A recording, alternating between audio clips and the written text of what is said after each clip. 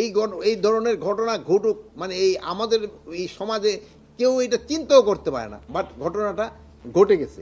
এই ঘটনায় যারা জড়িত তাদের আমরা হয়তো ম্যাক্সিমামে আইনের আওতায় নিয়ে আসছি, বাট যে জীবনটা চলে গেল তার তো আর কম্পেনসেশন দেওয়া যাচ্ছে না, তার তো হচ্ছে না। এই জন্য যদি আমরা সবাই একটু সচেতন হই এবং যদি আমাদের একটুখানি ধৈর্য হয় এবং একটু অসহিষ্ণু না হই, এটা কিন্তু একটু কমে।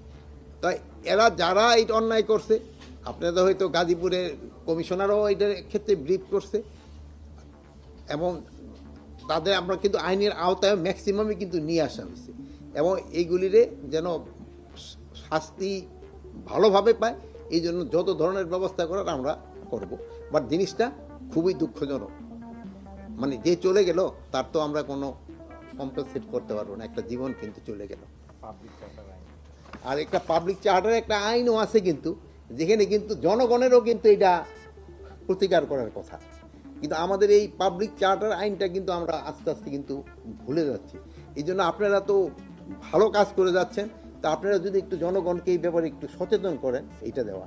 আর অনেক সময় আছে যেমন ধরেন ইউটিউবে ধরেন 1 বছর আগের একটা ঘটনা এটা দিয়া একটা পোস্ট ছেড়ে দিল, এখন হয়তো এই পোস্টটা ওই যে পড়তে হয়তো ইউটিউবে নাকি আবার পয়সা পাওয়া যায়, এই জন্য কিন্তু অনেক এই জিনিসটা করে।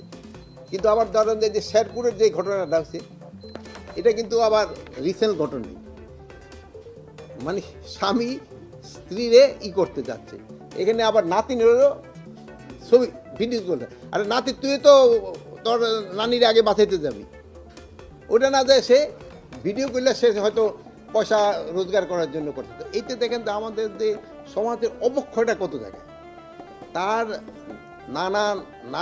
নানিরে মেরে ফেলতে যাচ্ছে, কিন্তু নাতির কোনো তার পয়সা রোজগার করার জন্য সে ব্যস্ত, যে এইটা ইউটিউবে ছাড়বো, এইটা করে ছাড়বো।